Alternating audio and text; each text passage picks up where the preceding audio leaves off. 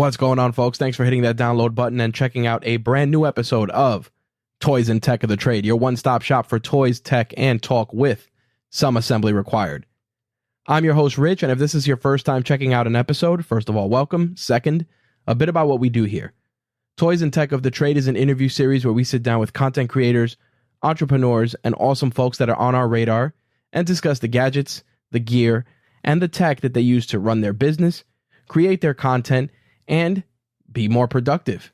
Now, when it comes to toys, we like to look at toys in a more broad sense around here and not just relegated to stuff like action figures or Funko Pops or things of that nature. You'd be surprised what people consider their toys, and we love to go and discuss that stuff because it gives us just a little bit more of a personal connection with our guests, and it breaks up a lot of the business talk as well. With that out of the way, let's get into a little bit of housekeeping and turn it over to this week's guest. First off, I want to thank everybody who has checked out the episode that we did with Coach Joe Satmary from Lion's Den. It was a phenomenal episode for a few reasons. For me personally, I'm really a big fan of the work that Coach Joe is doing. And as somebody who's been a gym rat and a fan of just powerlifting, strength training, things of that nature, it was just a pretty big mark out moment for me to just meet someone in the space that's really making an impact and doing it, preaching the same tenets that I believe in when it comes to getting stronger and doing things that are just not the conventional stuff when it comes to working out. So really, really excited to have sat down with him and share his story and chop it up, talk training a little bit and a few other things. As an entrepreneur and a businessman, Coach Joe is out there really busting his butt to give you guys great content and, more importantly, help you just be stronger, be more physically fit. And especially with everything going on in the world, a little extra fitness doesn't hurt at this time. That's for damn sure. Nonetheless, I want to thank everybody who reached out and had some great encouraging words, really said a lot of awesome things about Coach Joe. They're checking out his channel, his site, etc. So again, thank you all for the positive words with regards to Coach Joe. Like I said, he was a personal get for me as a guest, and I'm very glad that I had the opportunity to sit down and chop it up with him. And believe you me, we have a lot of great guests to take us through the next few months. Some of them are in similar spaces like I am in terms of being podcasters, content creators, but we also got some founders, a couple of CEOs, a few influencers in various different spaces. So we're going to definitely run the gamut, and everybody's stories are just so unique, so fun, and you draw a lot of inspiration from them. I think every guest that I've had for the last few episodes, I've really taken something from them. I mean, Coach Joe, for example, I took a couple of different training tips from his YouTube channel. I've applied them to my own training. It's been a game changer for me in terms of strength, especially as someone who's getting back into the gym after the gym being closed due to COVID, but that's a story for another day. Nonetheless, I really hope that many of you that are checking out the episodes are taking something from these guests and applying it to your passion projects, your businesses, and your creative endeavors. And hell, if there's some awesome toys or awesome gadgets or gear that are helping you do something great for your brand or your project, that's a big plus for me as well. And by all means, feel free to reach out if you have any questions about any of the stuff that we've discussed over the last couple of episodes, whether it's gear related or about the guest or anything else. Feel free to shoot me a line via email or social, and I will do my best to help you out. All right.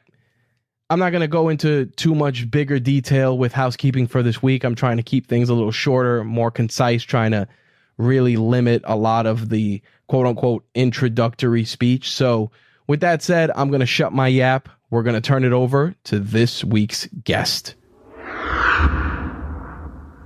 My guest for this week is Alex Sanfilippo. Alex is an entrepreneur in the truest sense of the word. Got to start in the game at a very young age, has transitioned through various huge career changes right up to the point where he launched his own podcasting service, which is PodMatch, a service that actually matches podcast hosts with potential guests.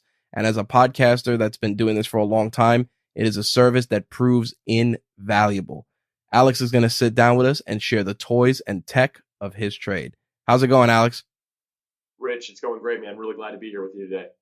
I am, just blown away by your story because there's a lot of parallels. I see so many things, you know, between us, obviously, just aside from being podcasters, just you getting your start, starting your first business at a young age, selling used golf balls. I'm like, man, that reminds me of me packing bags in a supermarket and making my first $100. And I kind of want to start there and kind of dig into the origin story leading us into PodMatch. What was that like when you started doing that first business and you made your first bit of money? And I mean your first significant bit of money. How was that for you? Yeah, it's funny you bring up the golf ball thing. I think everyone ever hears that get mentioned, which isn't all the time. But when it gets mentioned, people who are listening are like, wait, you got to explain that, right? So at about 10 years old, I was in a weird place of life, like every 10-year-old, right? You're pretty much just awkward at that point anyway. Yep. But I remember I was kind of at 10, I kind of had this realization that I wasn't really good at sports like a lot of my friends. I wasn't a musician. My brothers were actually really great with behind any musical instrument. For some reason, it didn't make sense. But then I also wasn't good at video games or school. And that's like a super awkward place to be. Like as a kid, I'm like, oh, I'm 10 and I don't do anything that any of the people around me do. And I had a lot of friends. I just remember always being like a step behind them and everything. And then for some reason, I saw some kids selling lemonade on the side of the road one day. And I was like, that looks like fun. And I did that for about 2 hours and was like, this doesn't make any money. And while I was doing that, I was watching at the golf course right across the street from where we were doing this. There was golfers continuously hitting balls in the water. And I was like, I wonder if we could get those out of there. And I wonder if those are worth more money than lemonade. Anyway, long story short, me and a couple guys in the neighborhood, we started actually fishing out the golf balls of the lakes, cleaning them up and selling them back to golfers. And we ended up making quite a bit of money for 10. We did that from the ages I was 10 to 12. After that, you're not cute anymore, Rich, so you can't really get away with it. It's kind of like, Yep. get out of here, kid. But for those couple of years, we did really well. And that's how I made my first $100 was doing something like that. And yeah, it wasn't like big money or anything like that. But as a kid, I realized, oh, wait, this is what I'm good at. I'm good at business. Like I understand profit margins. I understand how to somewhat manage a team, although they were just kids, right? But I learned those things at that young age and kind of set me on fire, if you will, for this idea of entrepreneurship. But that's my origin story, if you will. And it kind of goes into a handful of other things that we can definitely dive into. But that's where I really got that start, that realization. Yes, between the age of 10 and 12 is very young to have that happen. But for whatever reason, that's kind of my story. Do you remember what you spent your first $100 on? Man, I know for sure. I spent it on GI Joes, like the small GI Joes, like the 3.5 inch tall ones. Yep. And I loved football cards back then, so I was buying that. Now I look back, I should have been buying Pokemon cards apparently, because they're worth a lot of money now apparently. But anyway, yeah. So I was buying those GI Joes, and I was buying football cards, and I ended up selling the GI Joes and making quite a bit of money in my early teens. I probably sold them when I was like 14 or 15, so just a couple of years later, and made a lot of money on those. But again, I should have been investing in Pokemon cards instead of football, but here we are. Yeah, it's amazing how that's been such a crazy cycle. I remember working in a comic book store and Pokemon cards starting shortly after like the Magic the Gathering craze, and next thing you know, I'm looking at guys buying cards for $250,000. And Right. I'm like, It's crazy, man. What were we thinking back then? Not taking that seriously. I mean, listen, I still like I have, I was a comic book collector. I'm still going through books, like I'm downsizing like a lot of my stuff, and it just amazes me that things have evolved so much. And now with NFT and all the digital collectibles that people are putting out there, I'm like this is a brand new space. By the time like my kid grows up, she won't know what it's like to buy a pack of cards in a store because you'll be able to buy them digitally. Yeah, we're aging ourselves right now by having this conversation. You realize that, right? Oh, absolutely. But what the funny thing with, wisdom brings experience and so does age. Yeah, And I think yeah. that as, looking at your story and what you did, a lot of people, and I've seen it in numerous times, that the lemonade stand is a foreign concept. It's the kids now, it's like flipping sneakers, opening up a Shopify store, buying a Cricut vinyl printer and making mugs. Like it's come so far that the art form of going out and starting a lemonade stand, or in your case, just using something like taking people's golf balls, cleaning them up, selling them back. Like it's very few and far between that people are still using those more by the book ways of making money. Like now it's people kind of just want to work smarter, not harder, which sometimes is good, but experiences like this, being in the trenches, like I still value that because I think it teaches a lot more. Yeah, I'm actually right there with you. There's some hard skills that you can learn from being in front of another human. Right. When even as a kid, I can remember like, and I'm not going to share about this story too much because I was just a child, but I can remember the first time somebody tried to rip me off. Like it was a golfer talking to a 10-year-old kid trying to rip me off. Like I had to stand my ground. And when you're behind like a paywall, like a Shopify paywall, they're not going to pay you $12 for $15 shirt. Like Nope. that doesn't work like that anymore. But when someone's trying to rip you off in person, you learn some skills. You learn how to negotiate. You learn how to talk and kind of get rid of some I guess some confrontation, if you will, right? Those hard skills those are important to learn. And yeah, a lot of people today aren't learning them. I'm not like all these young kids, they don't know what it's like. But there is something to be said for doing in-person business and learning those sides of the trade that I still hold with me today. And yes, I use them throughout my entire life at this point, but learning those at such a young age really helped benefit me for where I am today, which is now all digital. But still, I carry that same type of thing with me. So what you're saying there holds a lot of merit. I couldn't agree with you more, Rich. Well, I think that as people have evolved and, over the course of your career, you went and jumped into a lot of unique markets. I mean, going into real estate investing, taking that, creating a company based in that space. And I want to jump into that because you did that. And now the virtual tour is almost a prerequisite when selling a home. Yeah. So what you're explaining there for the audience sake, I started working in it was more tech based, but I was really curious about real estate. And so when I was 16, I couldn't obviously invest in buy real estate at that point. But what I was able to do was actually start a service company. So I worked with a group of people that had direct access to the MLS and they were posting pictures and things like that. And what we did is, I say we, there was a team of us, there was 7 of us working on this project. Well, basically, we built what was one of the original, not the original, but one of the original virtual tours of homes where you just kind of drag your mouse around. You could look at the roof, you could flip it around and look at the other side of the room. We were building that very early on and stitching it together. We had photographers going out taking these pictures of homes, and we had a team that was uploading it to the MLS at that point. And they were getting it listed and things like that. Really a great business. And that kind of set me on fire for the idea of real estate because I was actually one of the editors. I was not a photographer or anything like that. Like we did the training and things like that, but I was more so behind the computer, checking things, make sure they're working. And I just remember like looking at all these pictures of homes, being like, "Ooh, this is a really unique selling point. I bet this house is going to sell for more than they're asking for because they did this extra thing. Right. I bet this will help." And I just remember really loving that and asking the photographers a lot of questions, being like, "Hey, why'd they have that extra room? Do you think it was original or did they add that later?" Just asking these questions. So when I turned 18, it was a very natural step for me to say, "Okay, I want to own some real estate." I wanted to get into buy and hold is kind of the strategy I went with.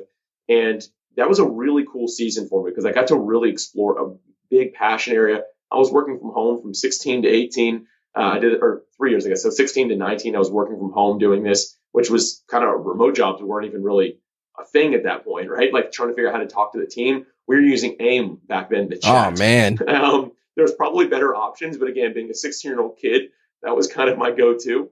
So that's how we were actually communicating back and forth and talking and things like that, which it was a really cool experience for me. And same thing, I learned how to manage people. These weren't 12-year-old kids. These were some of them much older than me, adults, but figuring out how to actually run a company like this, develop the technology was something that was so much fun for me. It was a great experience in my life.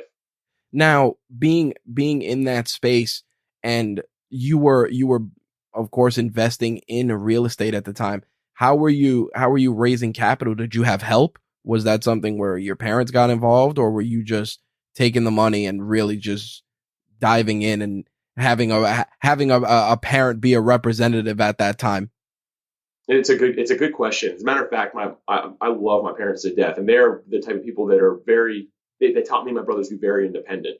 So my dad knew that I was going to want to get into real estate. So at 16, he's like, "Hey, let me co-sign a car for you. You can pay off the loan." He really taught me like how to pay it off in a way that when I bought my first real estate a couple of years later, I wouldn't need a co-sign. Nice. And so thankfully, when I was actually able to buy my first piece of property, I just used the money I'd saved up. I wasn't buying football cards or GI Joes anymore. I was actually saving up money for a few years. And I wasn't the type of guy to have like I shouldn't say never, but like I didn't have many girlfriends growing up, and that was intentional. I realized that I spent a lot of money whenever I had a girlfriend, and Mm-hmm. maybe that was just my personality. I know we don't need to dive into that, but I realized when I was single, I saved quite a bit of cash, so I decided to stay single. And also, it didn't really make sense to me. Like I'm not going to get married. I'm like 17, and so I like to keep most of the money that I had. But anyway, when I turned 19, when I decided, or 18, I'm like, it's all blurred at this point when I actually invested in my first property. It was between the age of 18 and 19. But I was actually able to do that without a cosign, thanks to my dad's guidance along the way, and helping me with my car and things like that to be a cosign. So I was able to do that alone with the money I saved up, and that's how I got into my first rental property investment. Now, when you got into the rental property, were you also rehabbing the homes yourself? Because I know a lot of people, they buy the rental properties, they put a little money into it, or they do the work themselves. No, what I was actually focused on was turnkey at that point because I was really focused on the business still. So doing the tours and things like the creating the virtual tours and things like that. So I was looking at turnkey properties. Nice. And then what'd you do? Did you have somebody did you hire a company to like collect rental income at the time, or were you just holding the properties and then just flipping them from a sales perspective?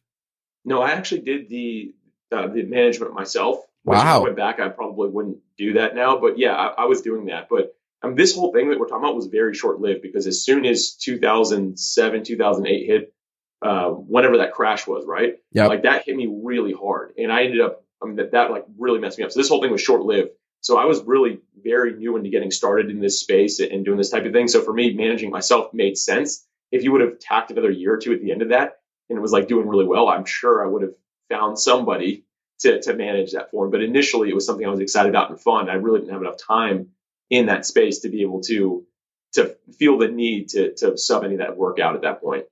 Man, to be a fly on the wall and have a 17-year-old Alex knock on the door asking for rent. Right. Yep.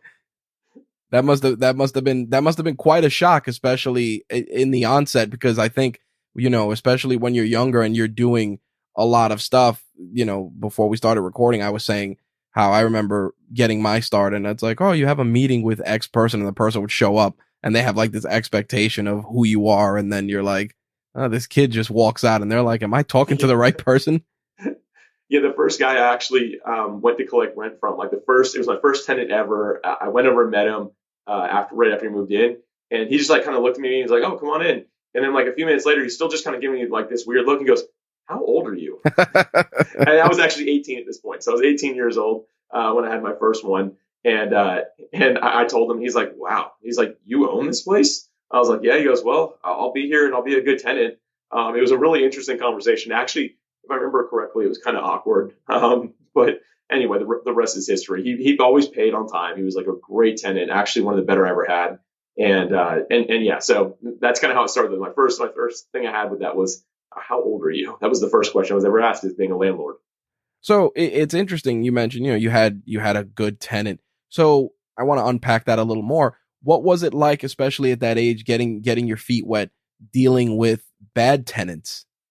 What experiences did you gain from that? Because sometimes I've seen horror stories with bad tenants, from trashing apartments to holding out on rent, etc. So you're getting your feet wet in this industry, and like you just said, you had some good tenants.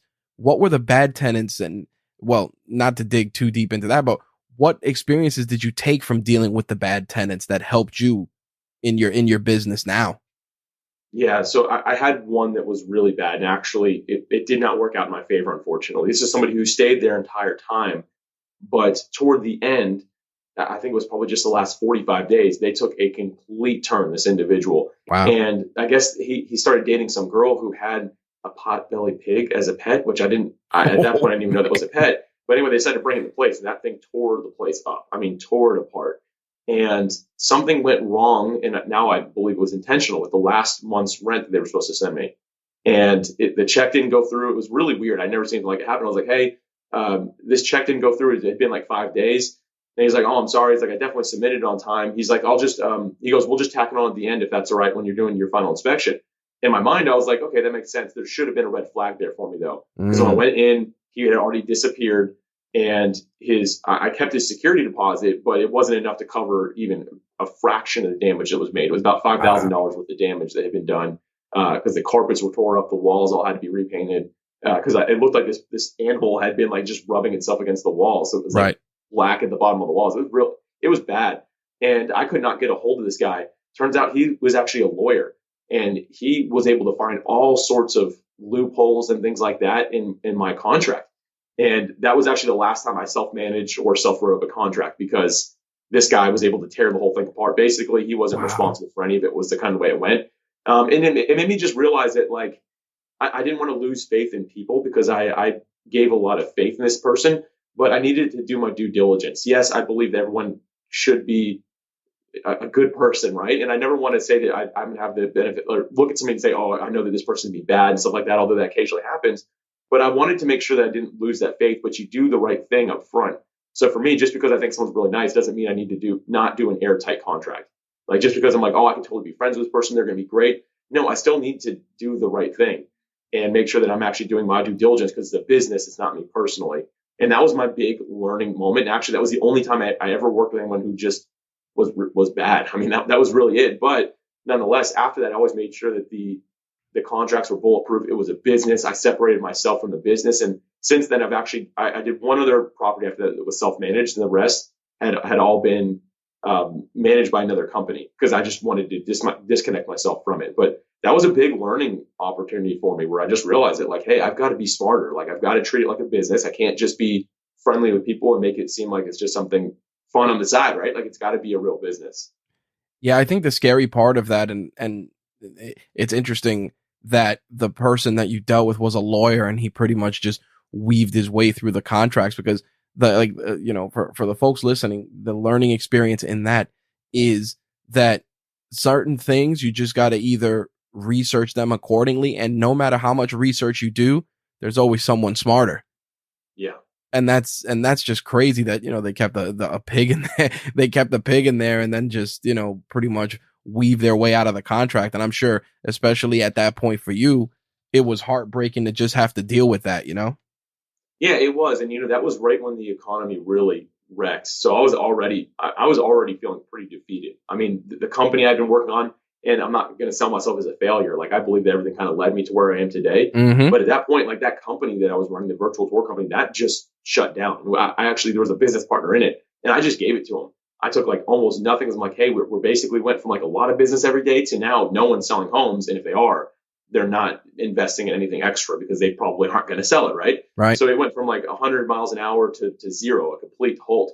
And for me, with the rental side of things, I actually moved into a rental property and liquidated. I guess since then, I've only had two properties that were rentals since that time, even.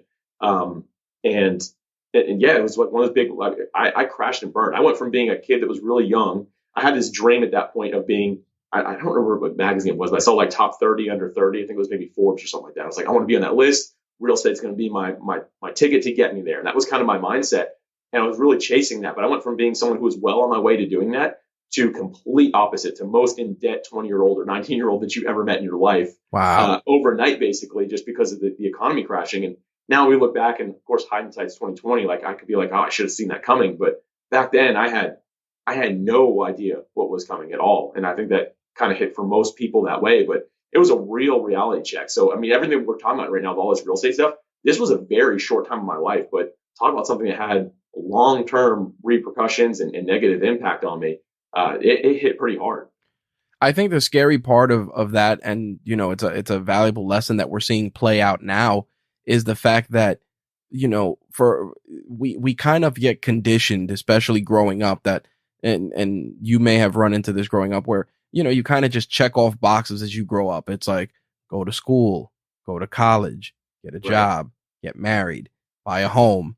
By the time you're done checking off some of those things, it turns out that you don't necessarily need to check them all off to get to your final destination. Yeah, if you follow what people are saying, man, I find that path that you just said, that leads you all the way to the grave. Like the last one is like bury yourself, die, like check. Yep.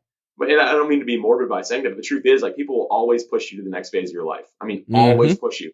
You buy a house, like, oh, are you going to get a dog? Oh, are you going to have a kid? Yep. Oh, are you going to get new cars? Oh, are you going to get a bigger house? Like people will always push you. No one means anything by it. It's just the culture around us. Yep. I do think that's mostly culture in the United States. I don't think it's necessarily like that everywhere, but here we're so we're so infatuated by what's next, right? Like we always want that. And you don't have to follow that exact path. I mean, I know that you haven't followed that exact path. I Nope. certainly haven't.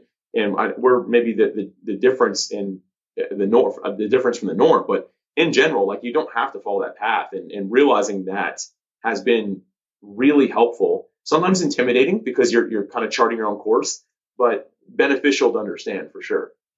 Now, after the real estate bubble burst and you kind of pulled out of that, you jumped into being in the corporate sector right after that. Am I correct? Yeah, I did. The first thing I did is I took a step back. Like the day I realized how in debt I was like, okay, I've got to do something different. What industry wasn't impacted by this? And aerospace was one that wasn't. Now I don't mean like commercial flights. Obviously that was not a good time for them either. But No. I'm looking at things that are more government related. All kinds of aerospace is a big industry. So I was looking at parts of it that weren't negatively affected, and I saw them like, this is an industry that's growing right now. I'm going to jump into this, and I had a bit of an in. So I have to admit that it wasn't just me showing up randomly. My dad has always been in aerospace since I've been born. I think he was in that industry. So he had a bit of a name. So I was able to walk into a company in Jacksonville, Florida here that my dad happened to be part of. And I was like, hey, Dad, do you think you can give me a job here? He's like, no, but you can put my name on your resume. I was like, all right, that's fine. Like that's okay. So talk about a lesson right there. Yeah. Like I said, my dad is like, and I really respect him about that. Like if I ever needed something, he was there. Like no question, he was there along the way. Same with my mom. But when it came to, hey, you can do this, go do this yourself. Like don't use me as a crutch. If you need me, I'm here. But I walked in. I remember I was able to get a part-time job as a receiving clerk. And what that really meant was once I got into it, it was a lot of breaking down people's boxes, taking out trash and things like that. But as soon as I got into it, I'm like, all right, I'm in a stable environment now in a very unstable world. And I gave my all, man. Like, so from day one, like if I was taking out your trash, I was going to do a really good job. If I was breaking down boxes, I was going to do it very efficiently. And I just kind of stepped all into that job and worked my way up over the years. But that was kind of my introduction to corporate, if you will, going from just being more of an entrepreneur to jumping into a corporate job. But it was small enough that it felt still like I could flex those entrepreneurial muscles, like as I grew in the company. Well, that leads me to exactly that. My next question, you go in there, you've already had years of, experience under your belt, and you're coming in starting, from the bottom, growing your way through it, finding ways to be an asset to the company. At what point did the company realize that there was more to you than meets the eye, no pun intended, that there was a person here that could be a bigger asset than just breaking down boxes? What was that tipping point for you? I think it was really the consistency in which I showed up with the right attitude. Okay. I wasn't doing a job that was fun. Let's put it that way. But I showed up with a smile on my face every day, thankful to have a job at that point, right? Like I'd been very negatively affected by the economy. So for me, I was just happy to have a job. Like I'm happy to be here. Like that was kind of my mentality, but also I was very curious. So not only I walk in consistently with the right attitude, but I was also curious. So I asked a lot of questions. So while I was breaking down these boxes, I realized different logos on some of them and things like that. I'd be like, hey, what is this? Oh, this is a hazmat box. Oh, like what comes in a hazmat box? Like what do we do with this hazmat? They're like, oh, the batteries. We have like all these different radioactive products as well. So just like being curious, learning, people really liked to show me things because I was actually curious on what they were doing. And when people started realizing how curious I was, people were like, hey, would you want to try doing this? It just very naturally started happening. And I'd say within about 6 months, I got a full-time gig, still in receiving, shipping and receiving at that point. Sorry, I was doing both sides of it. And then just really, again, being curious, learning about the product, learning about the process, doing my best to help improve it if I could, had really served me well, especially in those early years of moving into different positions. Man, the parallels between our stories are just so crazy. Are they? So, I mean, like I said before we started, I started in the mailroom, shipping and receiving, and same thing. Grew. Yeah. They were like, hey, he's more than just I used to joke around, say more than just a pretty face, and yeah, the parallels are just so nuts. And the organization I was with was in the automotive industry. Okay. So it's just interesting that people, they always kind of like you said, they go in, they just check off a box. And yeah, sometimes these jobs are a stopping ground or a stopgap for something greater. But what people don't understand is there's so many lessons to take from these experiences. I mean, in your case now, being within an organization, now you're seeing the inner workings of an organization. You're part of a bigger machine. And while, yeah, you're a cog in that machine, you also are taking and absorbing information from your peers around you. Yeah, I mean, that's 100% right. What you just said. I mean, obviously we do have some parallels here because you're speaking my story right there. But it really served me well to be different in that industry and in that job, just being out of the norm. Because again, maybe it just came from me being the guy who got really hurt worse than most people there. Everyone else was still comfortable; they had been in their job for a while. Yep. And maybe that new guy that was stepping in, like it served me well to be that curious individual who really wanted to learn. And what ended up happening is over years, I just kept on working my way up through consistency. And then I got into some leadership positions and started really caring about people. And that's kind of, if I have a sweet spot, it's really serving people really well. And part of that is me leading people and just really do my best to learn that. And I always educated myself outside of that. So I did like back that was Dale Carnegie courses were big. Yep. And so I was doing courses like that. I did a handful of, there's someone called like Crestcom or something like that, where I just got like certified in leadership.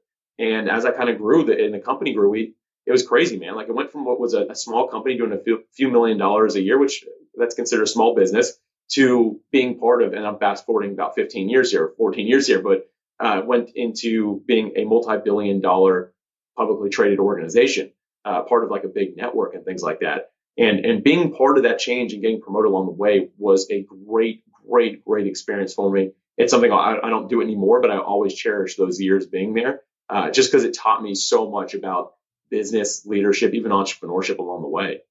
Yeah, and I'm sure that for your dad, it's a nice feather in his cap. He's like, hey, look at you growing in this industry. I've been in this industry. It's like the industry's giving back from a generational sense. So I'm sure there was definitely plenty of pride there.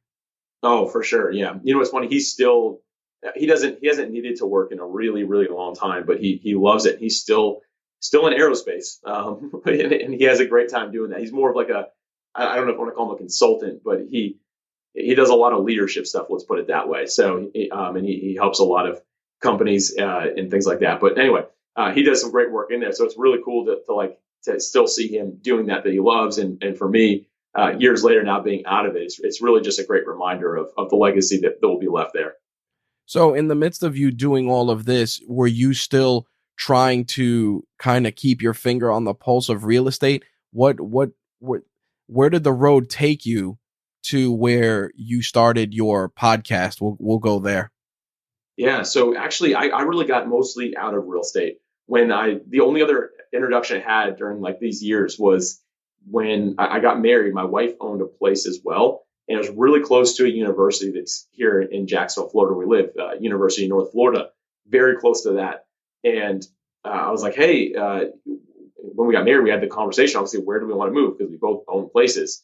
And she really liked my place, which I was thankful for, because I really liked the area of town it was in. It's very central, very close to the ocean. So we ended up moving into mine, and we rented hers out. I was like, let's just use this as a rental property at least for a couple of years. And that was kind of like an itch I hadn't been able to scratch in a really long time, Rich. As you know, like at that point, I'm like, this would be really cool. So we did that. We rented out to three different students going to UNF, and that was a great experience. Really did well with that. Their parents were paying for it, which always helps. The rent always showed up, and it was really high, which was great. But they were happy because they could get to school in less than probably 3 minutes to get to campus. So that worked out really well for us. But that was really the only real estate I did till 2018 when I started really myself getting back into it. But I shouldn't even say getting back into it. I wanted to buy another rental property because I didn't have one. But the one that I had with my wife, we sold that a couple of years later while I was doing the whole aerospace thing. The market just hit just right and made a lot of money on that. It made me feel better about the prior bad investments that I had. Let's put it that way. Yep. But yeah, so that was kind of, real estate was always just on the back burner. I always enjoyed it. I kept up with like Bigger Pockets. Brandon Turner at Bigger Pockets is actually a friend of mine.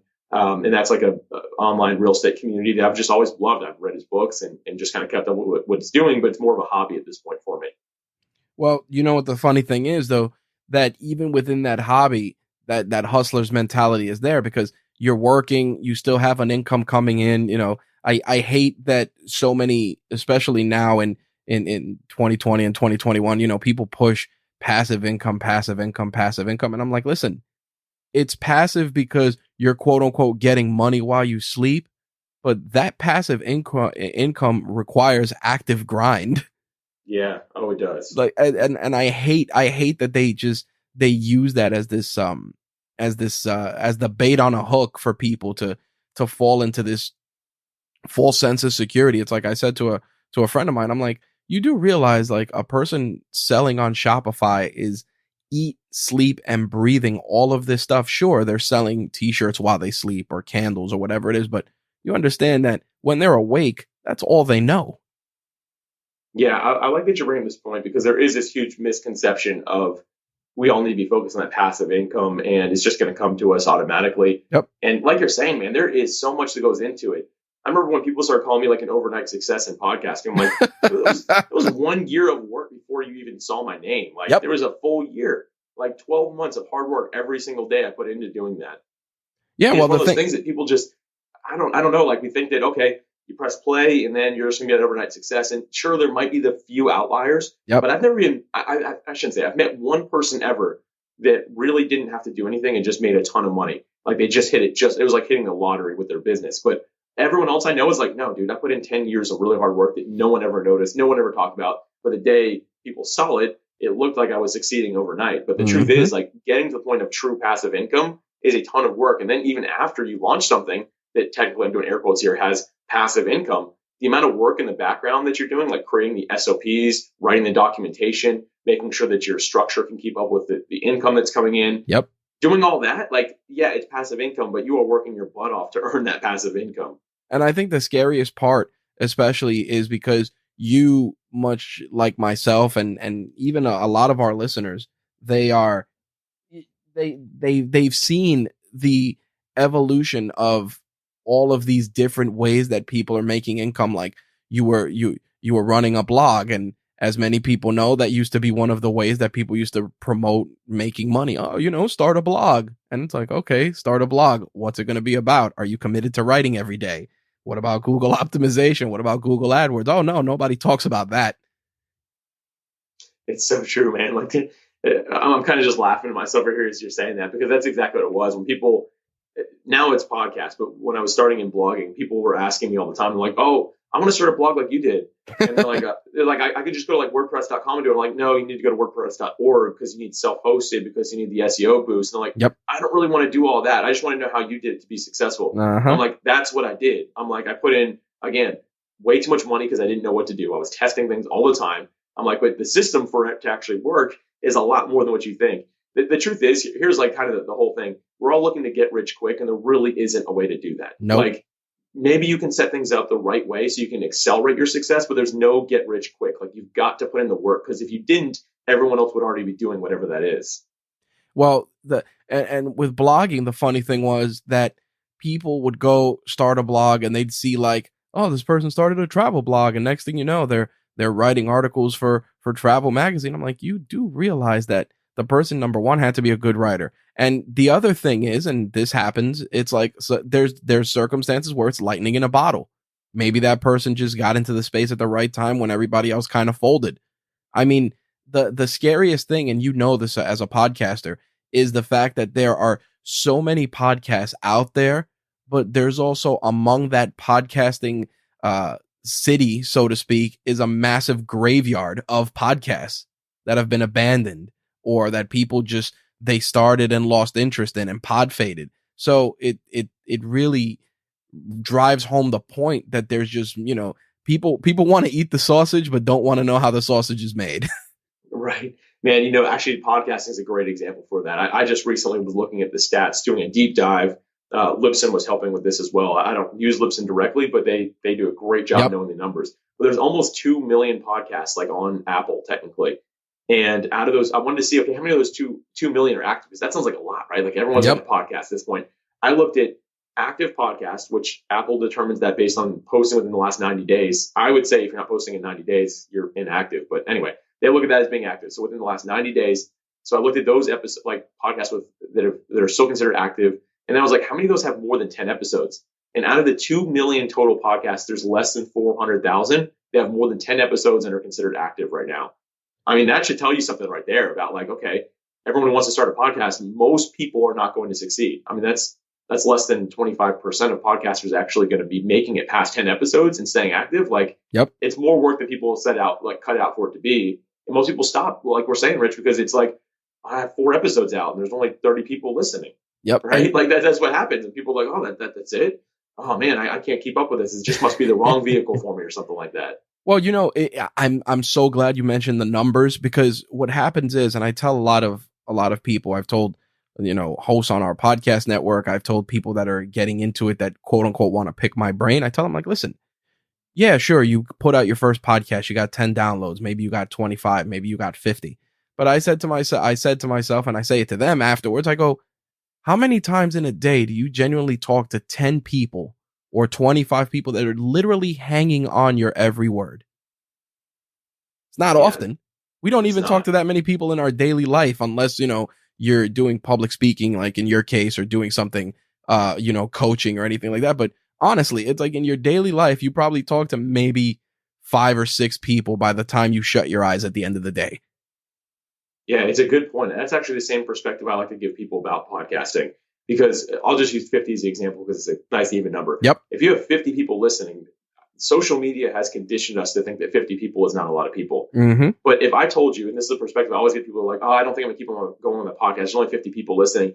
I tell them this. I'm like, all right, if we're in a room right now, this is back before, like, when I'd be doing in-person coaching, but I'm like, if there is a room right behind us right now, I open that door and there are 50 people sitting in seats, and I put you on a stage, and they want to hear you. They are ready to take notes. They are interested, and they're going to come back every single week. Would you show up every single week? And every person I've ever done this with, they're like, oh, well, of course, there's 50 people there. And I'm like, your podcast is exactly the same thing. Mm-hmm. Sure, you're not seeing them face to face, but they're listening to you. They want to hear your words. It is way more powerful than someone scrolling past you on social media. And I'm not saying social media isn't powerful, but the truth is, if 50 people see a post on social media, it means they scroll right past it with their thumb, right? Maybe even liked it on their way, but they didn't really pay much effort. But if someone's listening to you for an hour, dude, that is a different level of influence in somebody's life. And if you've got 50 people doing that, or even 10, 20, whatever it might be, that is worthwhile in my mind. Well, the scariest part is people see, the Joe Rogans, the Mark Marons, all of these major forces in the industry. I mean, even going outside of mainstream and going right even into our own backyard as podcasters, they'll see like the John Lee Dumas, the Tim Ferriss, and it's like, listen, Tim Ferriss had a built-in audience because he had put out like 2 books before he started like doing podcasting. So if you're using him as your barometer of success, then you're gonna be very upset. You're gonna be real pissed off when you're like, oh, I wrote an ebook and put it on Amazon, and why don't I have 5,000 downloads in my first 5 episodes? Well, that's not how that works. Yeah, you're exactly right, man. I actually wrote this article that was a little bit confrontational. I didn't necessarily mean for it to be, but it's probably the title that I used. I said, please stop trying to change the world, is what I titled it. Please stop trying to change the world. And I was talking about how, like, I was actually in Clubhouse listening to a room, and continuously every person that got up was talking about how they want to start this business. They believe they're going to change the world. They're going to change the world. They're going to do this. And I think that's really an honorable idea. But the thing is, I realized that people who are trying to change the world never change one life, because they're still trying to figure out how they can scale it to change the world. Yep. When in reality, a much better idea is, how can I change one person's life that I can actually impact today? Like, my experience, how can that help one person today? And my whole idea with that article was just to try to get people to shift that mindset. And again, a lot of people didn't necessarily agree with it, but for me, I still go back to that. Like, I don't need to be another Tim Ferriss or John Lee Dumas, like you're talking about, or even Joe Rogan, right? I need to be Alex Sanfilippo, and Alex Sanfilippo needs to show up to serve that 1 or 2 people that can actually benefit from hearing my story, and that I might be able to teach. I just need to be one step ahead of somebody. I don't need to be the greatest in the world or try to serve everybody. So for me, it's just a matter of, can I identify that 1 or 2 people every day? And if I can I serve them with my all and make their life better, their business better somehow, some way, and let them just accelerate off of that, and then just repeat every single day. And that's been my mentality. And obviously I've had to work to develop that, because that's very counterculture to have an idea like that. But I realize that I'm more fulfilled by doing that than trying to serve the masses. So with that said, blogging and podcasting go hand in hand. What was the tipping point that led you to start creating a brand podcast? Yeah, so going back to and I'm glad you brought this thing full circle, Rich. You're a fantastic podcast host, by the way. I'm listening to episode 41 right now, Brianna Peters. Is that who it was? The Yep. Gotham podcast studio. Yeah. Loving it so far. But anyway, you do a great job, and I encourage your listeners to go back and listen to that episode because that's already been pretty sweet. Not all the way through it yet, but so far it's good. But anyway, you brought it back full circle. So yeah, I did the aerospace thing. I worked my way up. I got into senior leadership at the organization. So I was a divisional director, and that they don't even do VP level. So that was it. Like that was the next. I reported directly to the president and did really well. And like I said, it went public. It became part of a big organization. There are now shareholders that keep happy. And for the first time in a long time, I realized I couldn't flex those entrepreneurial muscles at all anymore. And because when you hit that point, which is the goal of most businesses, right? But I couldn't be creative because there was a 6-month process to implement anything at this point. Like if we wanted to do something different, it's like, okay, we got to talk to the board. We got to talk to the shareholders. So there's no more like, hey, I got this idea. And the next day we were trying it. Like that wasn't a thing anymore. And that really, again, I love this business till the day I left. Like it was bittersweet to leave, but I realized I couldn't flex that muscle anymore. And because of that, I was like, well, I really like content creation. I've been blogging on the side just for fun for years.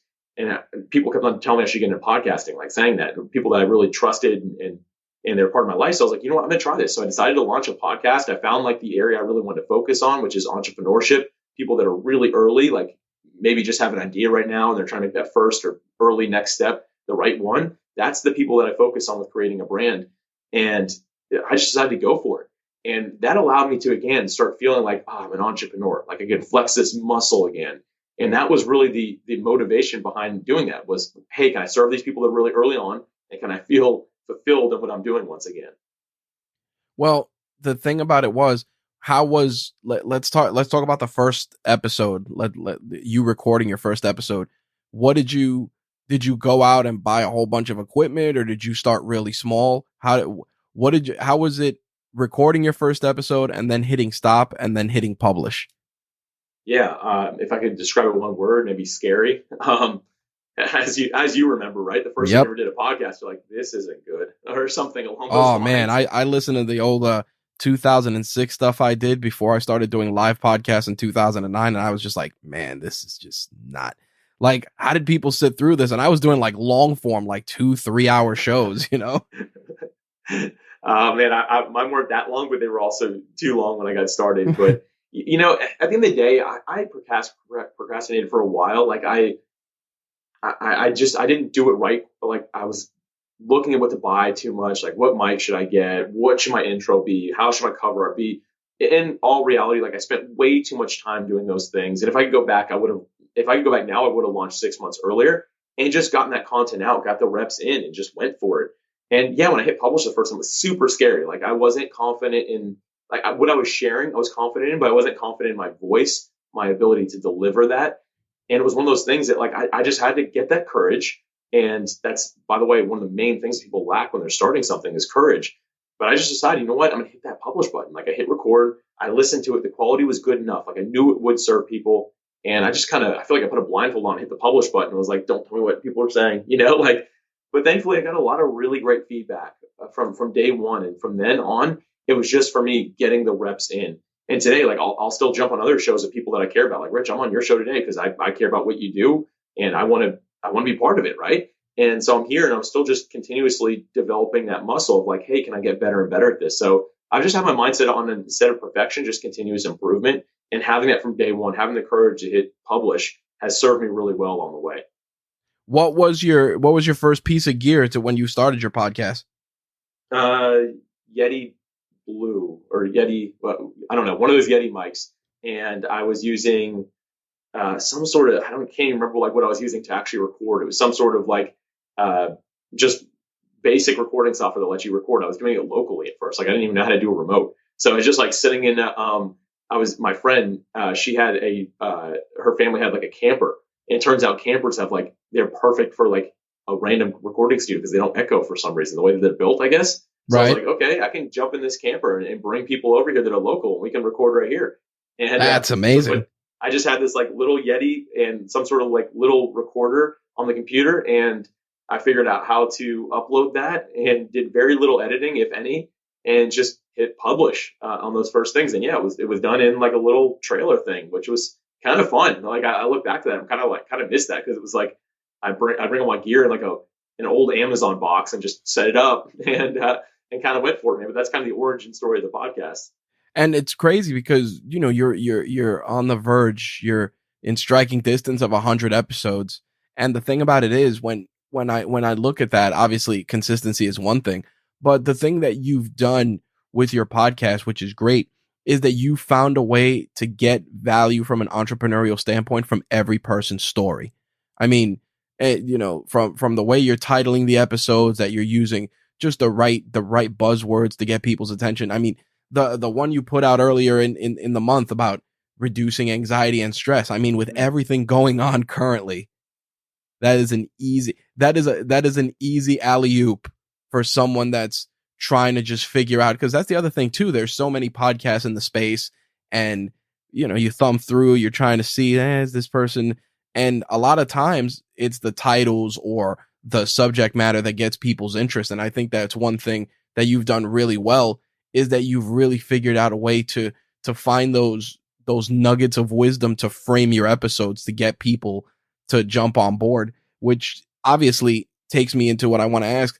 You know, you're very proud of your honor of being a top 20 entrepreneurship podcast. And I want to talk about that. How was that feeling finding out you were a top 20 show?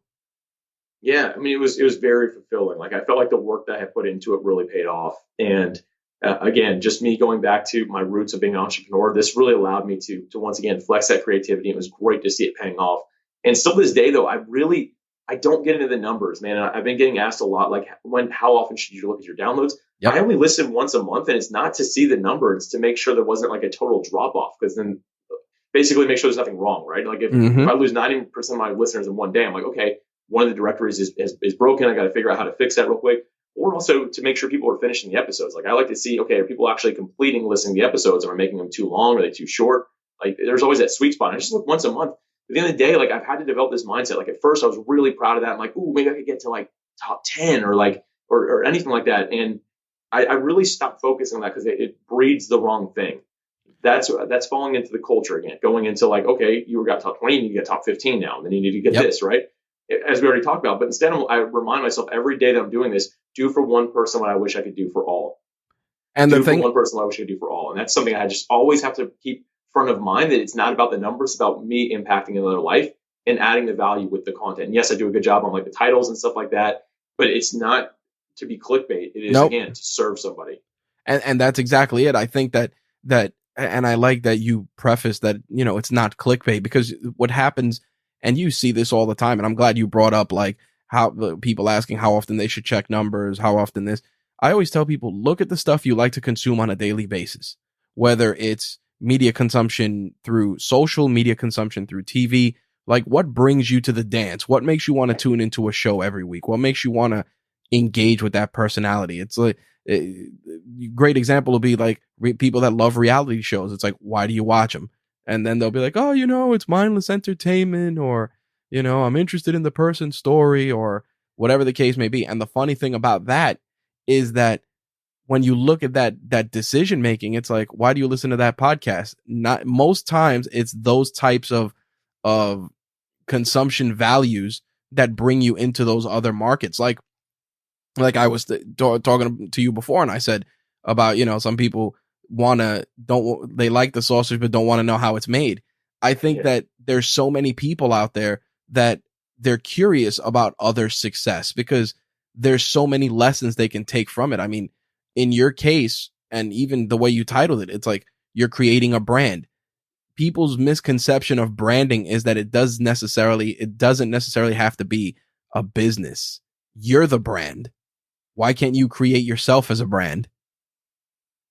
Yeah, and you know, the reason I really titled it that is going back into what you just said there, but it's the value I was able to add throughout my years in aerospace. Like, this was kind of like, a lot of it was my focus. Like, how do we get ourselves in the right mindset? How do we focus on what matters? How do we just make small baby steps? Like, again, those are the things that help me succeed in the long run. And when I started this podcast, it's exactly what I wanted to do. I wanted to be like, okay, like when I named it, I'm like, it's going to be about creating a brand, like the art of creating a brand for somebody, like making that one step every day to get closer to what your goal is, to your personal brand. Like, sure, it can turn into a big organization, but like, how can you get it there along the way. So I'm glad that you brought that up, because that really was the focus. And all I was doing, like you're saying, some people's reality TV, for me, it was like taking small micro steps every day to grow your business. That's Yep. just something that really I developed over the years, is an understanding how to do that. So I wanted to add that value to the world. And that's exactly why I focused on that, for the exact reason you just shared, man. What has evolved over the last 87 episodes in terms of you creating a brand of the podcast itself? Meaning, what steps have you taken to just fine tune and fix any missteps you've had along the way? Because I'm sure that maybe you said maybe this episode didn't hit the right way, or maybe this guest story, maybe I could have framed it differently. What were some things you ran into, and how did you overcome those particular things to get you to the stage where you're at now, like I said, within striking distance of 100 episodes? Yeah. So first off, the very first thing I realized is, because someone gave me the great advice of looking at the completion time of episodes. Like, are people listening all the way through? And I listened. I realized that the listeners were not quite getting that far. So the first thing I did was shorten it up. I think I started off with like 50 minutes. But again, if I thought like, which isn't too long for a normal podcast, that's fine. But I realized my audience I was going for was busy entrepreneurs. So they usually have a full-time job and they're trying to start something on the side. And someone brought it up. They're like, well, those episodes are too long. Those people aren't going to have time. They're only going to listen when they're in the car or when they're in the gym for a little bit, and they're already pressed for time when they're trying to do this. And that made a lot of sense. So when I shortened up the episodes, they did a lot better. But that forced me to get a lot more content in shorter time. And what I realized was, based off polling my audience, they weren't as interested for my show. Again, this isn't wrong for other shows, but my show, they weren't as interested in hearing some of the backstory. Like what we're talking about today, this never gets shared on my podcast because it's just not the flow of it. Right. The flow is straight into the action. Like, so you mentioned that one, like overcoming stress and anxiety. She gave us 5 steps for doing that. And we jumped straight into those 5 steps. Like, hey, thanks for being here, Dr. Caroline Leaf. Can you give us these 5 steps? Like, we basically, obviously I said a bit more than that. We just jump right into it. Very action packed, straight to the point, heavy note taking. And that's just my audience that I've developed. So it's just a matter of really honing in on that. And I believe that I continuously just get better and better and better and more accurate with it. But now I'm at the point where I know around 30 to 35 minutes is the sweet spot for the episode time. Straight into the action, no like real stories, start and end with something maybe funny or fun along the way, but very, very brief, and just get straight into it. Short intro, short outro. And it's worked really well for me. I'm going to continuously tweak that, but I think that I've really kind of found the spot that it works really well and really serves my listeners. Well, it's interesting because one of the things that when we connected early on got my attention was a lot of the articles that you shared through PodMatch. But it's funny because I looked at PodMatch as a great service to connect with guests, and then here you are just dropping these heaters when it comes to some of the blog posts, and I'm like, well, damn. I'm like, this guy's trying to hit you with the 1-2 punch, and I want to get into that. But the funny thing is that some of the content you've put out made me but made me wonder, ways that I could just even fine tune this that I'm doing. Because what happens is, you look at the show and there was I think it was in Clubhouse or it was on Facebook, and people were like, man, like, does a podcast need an intro? Should you have an intro? How long is your intro? Do you talk prior to jumping right into it? So I did last week's guest after I did the episode. I'm like, oh, I'm going to start checking if I should do any sort of an intro or just jump right into the interview. Just because of like what I've seen. And, you were a catalyst and a few other people about exactly that. Like, hey, do people want the intro? Do people want any sort of personal connection? And then I'm like, but damn, like you want something to kind of connect with the host that you're listening to, Yeah, I'm actually glad that I kind of maybe challenged some of your thinking. But that's kind of the idea of it, especially some experience like you. That actually means I'm doing a good job. Like that just made my day hearing that. Yep. Not that you're necessarily going to change anything, but the fact that it made you even think about it means, again, I did something right with what I said or wrote. So I am glad to hear that. But to your point, like there's probably no right or wrong answer. I mean, there is some obviously general ideas that everyone should do, but I've heard, you and I both heard some of the biggest podcasts in the world. Some of those guys don't do intros. Nope. They just go straight into it. And again, there's no right or wrong answer. And for me, it all goes back to, am I serving the people that I am supposed to be serving?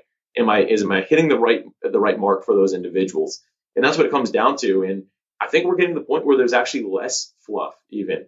And not saying it's bad if you have some like elaborate intro, which you don't. Yours is really good. You get straight into it. And I like that. You jump into some housekeeping stuff. Like I think you do a really good job with it. some people have some like a 3-minute introduction that like really goes into all of it. I don't know if that's always necessary. Mine might even be a bit long, but it's one of those things. Again, it goes back to, am I serving the people I'm supposed to be serving? And am I tweaking that along the way to just improve it? And it's trial and error, man. You just learn as you go. Well, with your show and with a few others, but I want to use yours specifically. How did you determine when you wanted to kind of withdraw yourself and focus on the guest? And the reason I say this is because, you're hitting play for the first time.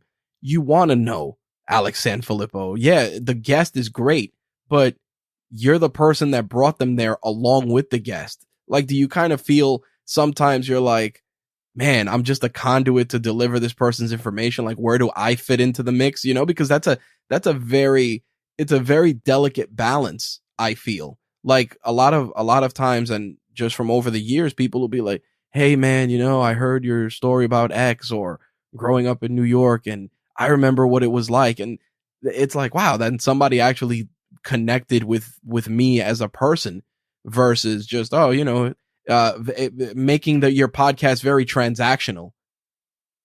Yeah, this is a good question. And I have to admit, I don't have the greatest answer at this point. Like, I haven't arrived at this yet, but I will mention that, like, I like to jump on other shows like yours because my audience does like to hear from me. So I will be sharing this with my audience. It'll go out to all of them. And a lot of them are going to listen because they're like, ooh, it's actually Alex versus just interviewing somebody. And so that's always a big plus for me. And plus it works for you because then you have more people listening to your show. But anyway, for me, I'm still trying to find this sweet spot. Like, I know that I'm supposed to be interviewing these people because they bring better information than I can. They are true subject matter experts. Like, if you told me to give you 5 ways to avoid stress and anxiety, like, I don't know what to tell you. Like, I do know it matters for people early on in entrepreneurship, especially because they get stressed, they get anxious about what they're doing.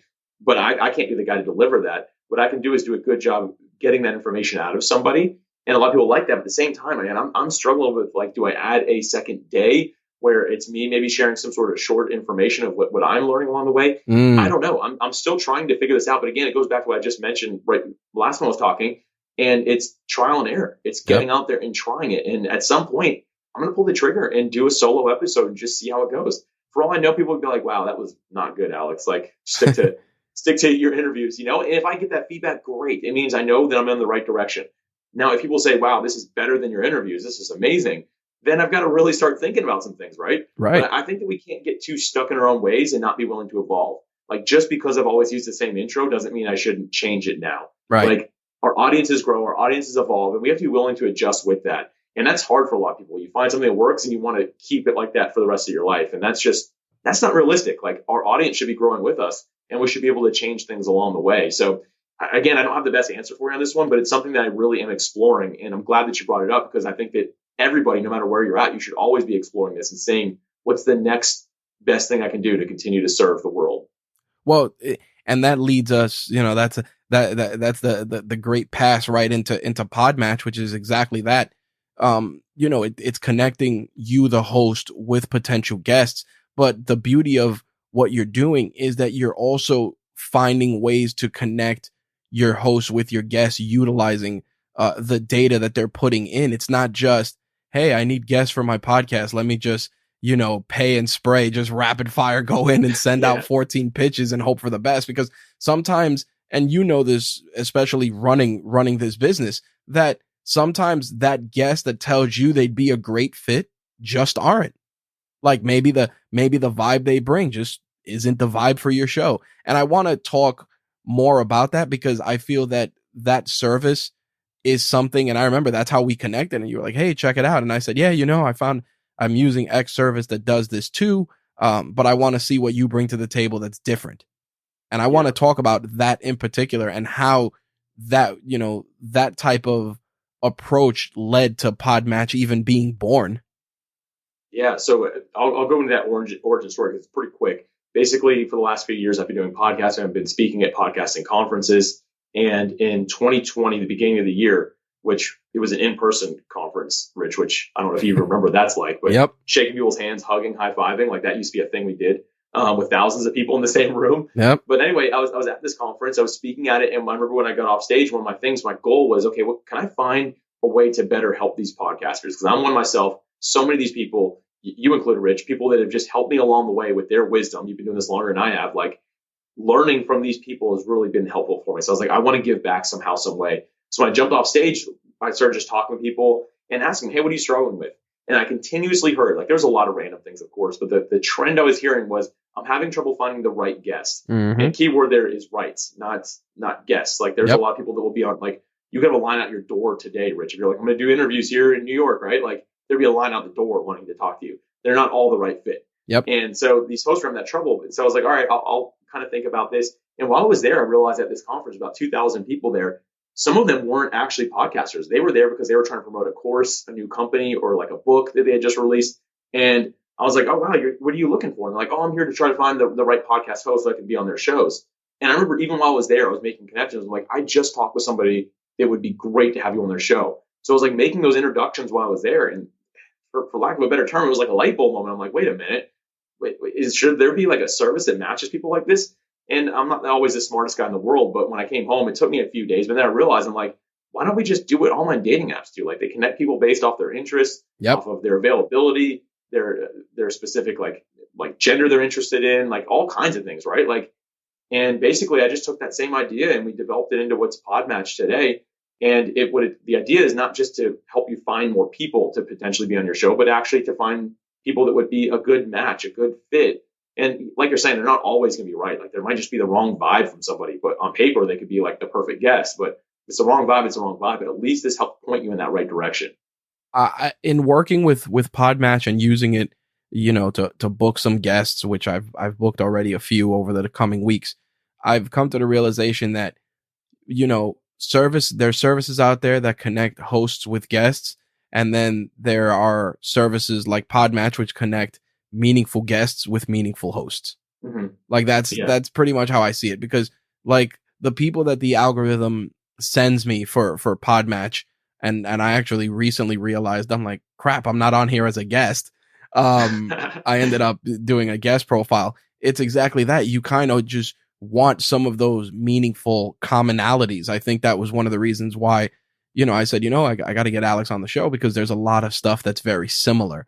And I think that that's something we kind of gravitate towards, people that have similar interests or similar stories, or, same hells, different devils, like that, that kind of a camaraderie brings people together. And I think podcasting is interesting in that, especially hosts, there's an unspoken level of camaraderie amongst them, because they know we're all trying to accomplish the same thing. It's either enlighten, entertain, or inform. So seeing you do that and just embrace that so much was very refreshing. And like I said, on top of that, you're bringing value with some of the posts. Your cancel culture post was fantastic, because I said to myself, this is playing out now, which we've seen.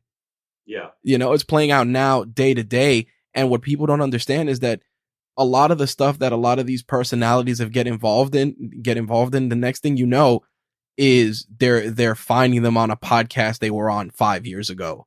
They're finding them in a soundbite that they did 5 years ago. And I laugh, because I always say to myself, I remember when I was doing my podcast, it was what I like to do. The term is very blue, very New York, very unscripted. Yeah.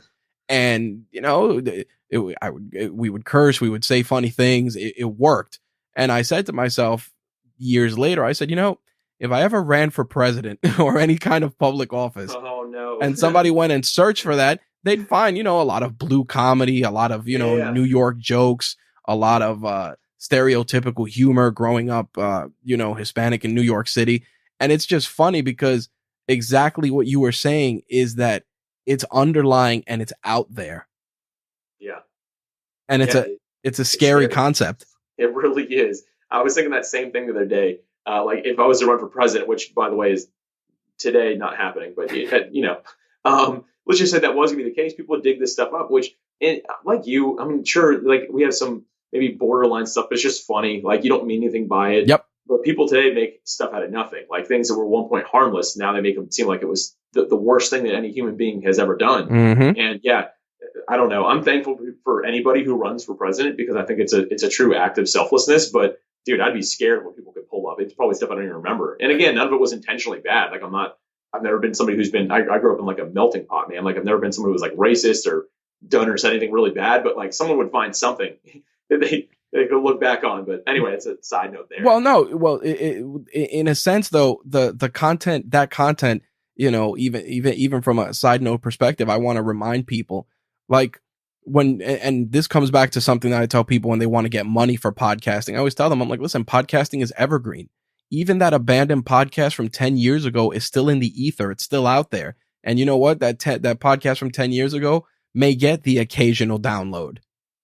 So sure, you know, Michael Hyatt's a great example of that. He has a podcast he's doing right now, but Lead to Win is his new one. But he had another one. I can't remember what it was called exactly, but it's still like a very popular podcast. I don't think he's posted an episode in 8 years, but it's still like one that is often getting trending because it's great evergreen content that he wrote. Yep, and I tell people that all the time. And I wanna go into PodMatch a little more because I feel that what you're bringing is, like I always say, it's a double-edged sword in terms of value. You're bringing connection for guests. You're also allowing podcasters to be guests, which is great. And you know, I share a lot of your blog posts. We have a Facebook group message for all our hosts. So when, you know, they were asking about getting guests and stuff like that, I'm like, oh, Alex might have a good post, and I drop one in there. Thanks for that. That's cool, man. You know, so these guys, you know, a lot of the hosts, they get it. And the thing about it is that the scary part with running a business in your case is that podcasting, while it's niche, it's starting to blow up heavy. Yeah. And I want to actually get your thoughts on that, because with your service and what you're doing, how has this massive influx of just a spotlight on podcasting influenced PodMatch and what you're doing? Yeah, this has been tough to figure out, because I'm glad you brought this up. This is a really good point, because podcasting is blowing up. And when you say podcasting, you mean all podcasts. Like there's more comedy podcasts, there's more true crime, there's more entrepreneurship, there's more of every category you can imagine. And for us, it's like blurred the lines of who's our avatar. Because often I'm like, okay, when we started, it was like, okay, it's me a lot of business podcasts, I'm sure. And it was initially. And then I know where like all these sports podcasts started joining. I was like, uh-oh, I don't know anything about this. Like, you know, going back to my story, like I've never been good at sports. Like, yeah, I love football cards, but other than that, like I don't know much about sports. And it's one of those things I'm like, so our avatar can't just be a business person trying to find guests for his podcast, because then we have all these different ones. So it's blurring the lines for me on who our avatar is, like our most ideal customer, because of how many people are joining the platform that are all these different categories. Like I had an email from somebody yesterday who just joined, and they are very focused in the autism side of podcasting. And like, hey, I noticed there's not too many on there. Is there a way we can get more of them on? I'm like, I didn't even know this was a category for podcasts. You know, like I never heard of that. So for me, it's just been a matter of really what I've narrowed this down to is doing my best every single week to listen to people that are using the platform, finding a diverse group of people and just hearing, okay, how is this working for you? Are there a lot of podcasts in your niche that you're in? And just doing this. And I'm doing this by, I just like to call it doing things that don't scale, which is I'm actually getting on calls with these individuals. So next Friday, I've got a whole group of calls with people that are actually using PodMatch. Some of them are new, some have been on for a while, some of them just have really random topics they cover, and just hearing them out, listening, and seeing what I can learn from it and making some sort of data out of what they're sharing to see how I can continue growing this thing. But right now, man, that's the only way I've been able to figure out how to do this. There's no like, this is exactly my narrow focus, because now it's like, okay, podcasting is blowing up. So I've got to just hear the people out and see what they're looking for and see how I can tackle that strategically. Well, it's funny because I have a sibling with autism. So it's interesting that somebody approached you for that. And I'll be honest, as somebody who has somebody in that falls into that category, the information that's out there, there's so much misinformation that just honestly, if you can cultivate mental health experts, people that deal in that space, I feel it's very, very underserved. And people are always like, like my story is really weird and I'm not going to get into it, but they'll be like, oh, you should really share some of that stuff, man, because that's a great resource. And I'm like, listen, I'm not going to just take my personal life and turn it into a podcast. I had deliberated it and to a point, but it's just weird for me to kind of use that as like an autobiography. But I'll be honest, in terms of just those pain points, like you were just acknowledging, like right now, you didn't mess with sports and more sports podcasters are going in there. So, you're going to have to go into some Facebook groups that tackle sports or sports podcast Facebook groups and be like, all right, who do we got here? Who wants to sign up for a service? Because the problem is it's exactly that. I mean, one of my guys runs a wrestling podcast, and I remember someone from PodMatch reached out and they were like, hey, they emailed me on the side and they're like, hey, we'd love to have you on our wrestling podcast. And I'm like, that's not for me. I don't do it anymore. So I had to email my guy and tell him because he wasn't signed up for PodMatch. You see what I mean? So I think that the problem is that so many people want to get into the space and so many people are trying to do that. And you're over here just trying to get a little sampling of everything for everybody. And it is incredibly difficult. Yeah, it is. And, I think that we've done a good job figuring out how to do this. Like we put a lot on our members. So like we're very member driven. Our roadmap for what we develop in the future now, like what we're working on is all member driven. Like we don't come up with the ideas for it. We ask them, we give credit to the person who came up with the idea or the group of people who came up with it. And by doing this, these individuals have been, and we have a great affiliate system built in. People have been willing to share on our behalf. And that's really helped us grow. But I really like what you just shared. Like you shared about like autism and understanding like you need what you need in that space, like the type of people that you need to come on and talk. Like I didn't know that. And so that's already good information for me. Knowing that, those are people within PodMatch that I reach out to now and just ask like, okay, do you have any ideas for how we could do this? Would you mind sharing with your network? Like doing that has kind of built our own army of marketers, if you will. And it's because we're listening, like we care. That's one thing that I hear this on almost a daily basis. Someone will email and be like, hey, I really appreciate the fact that you care about the success of the members. Like you're not just here trying to get more people to join. You are here to help us all succeed. And I'm very thankful. I'm not trying to say it pridefully, but I hear that almost every day. And that means a lot to me. And by doing that, serving these people, I believe will keep on expanding as podcast expands. And thus far, it's worked really well for us. Although, again, lines have been blurred from like what our avatar is and stuff, but we're constantly evolving and getting better and figuring that out. The shift to virtual, how has that been for you and for PodMatch as a brand? Because I feel like, I mentioned Clubhouse as a reference point, but I go into Clubhouse here and there, and a lot of times I'll see you in like 4 or 5 different rooms just on the grind. And I wanted to ask, how have things like being virtual now and Clubhouse and things like that, how have they impacted your approach towards growing PodMatch and making it just a viable option for people that are looking for guest opportunities or hosts that are looking for guests? Well, it's actually made it a lot easier. And the reason being is I realize that any public speaker with any profession, they're not public speaking right now. Like they're doing it virtually, just like the rest of us. And most of them, even if they're used to getting paid, are really interested in jumping on podcasts because it's a way they can continue to flex that muscle, right? I mean, if you are used to public speaking every week and then you take 2 years off or a year off, you're going to be a little rusty first time you get back in front of people. Like, I don't care how good of a speaker you are, how trained you are. Like, you're going to be like, all right, I got to shake the rust off a little bit of what I'm doing here.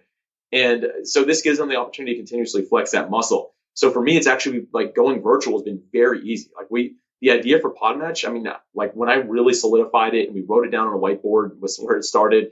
That was March 10th, 2020. I mean, we were already at that point. The whole world was pretty much going virtual at that point.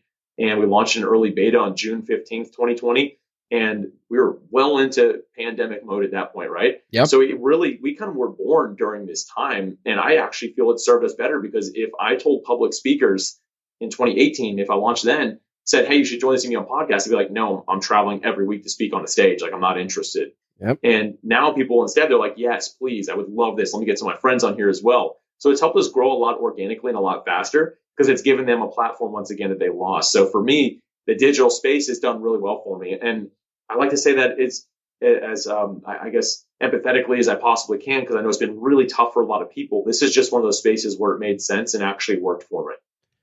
Now, but before we jump into the hot seat, I wanted to ask, you mentioned that, your wife was very supportive, your family was very supportive. Jumping into this next endeavor, launching this platform, did you run this by like your spouse, your family, just to get some ideas and thoughts and bounce ideas off of them? Or did you just kind of say, hey, I'm going in this direction, and they just supported you along the way? And the reason I ask is because that inner circle, the sum of the 5 people you spend the most time with, they influence some of our decisions more than others. Yeah, they really do. I mean, I'm really intentional with my inner circles. And a lot of my inner circle isn't even family. I don't mean that to be mean or anything like that, but I have some friends that they're all entrepreneurs and they were all for this idea. They had some like things they could add to it as well, which was pretty cool. But regarding my family specifically, first off, of course, I'm my wife and I are very close, and obviously like we're spouses, but I feel like not everyone's close with their spouse. Very true. We've done a lot together, and so I brought it straight up to her. I was writing on the whiteboard, like, hey, I think I want to do this. Like, this is what I'm thinking. I mean, the name PodMatch, she's the one who came up with that, which I think is a fantastic name. But that was her. That wasn't me. So she like jumped all in with it. And my family on both sides, I'll use her side of the family as well. Maybe at first didn't really understand. They're not necessarily super techie. Like I think my dad definitely got it, but like some others in the family, they're like, what? Like, is this a real, can you make money doing this? Like, is this a job? Like, and all those things. But overall, they were very supportive. Like they could see the passion. They knew that I was strategic with what I was doing. Maybe a little bit worried about at some point, because when I made the shift, when I left the corporate world and I was focusing on PodMatch full time, I was not still this day, actually, my first paycheck is in 2 weeks that we'll take from the business, but we've just been reinvesting all of it. And so people were like, wow, you're going to not make any money like at all. And thankfully my wife and I had some savings, but it was one of those things that was like, yeah, that's me risking the good for the sake of the potential great. It was a very calculated risk. Like I knew the direction I was heading and the writing was on the wall, but getting support in that I thought would be tougher than it would. Again, some people they were validly concerned. They're like, okay, have you really thought this through and blah, blah, blah. But nobody in my family or my close group of friends was like, this is a bad idea. Like that didn't happen.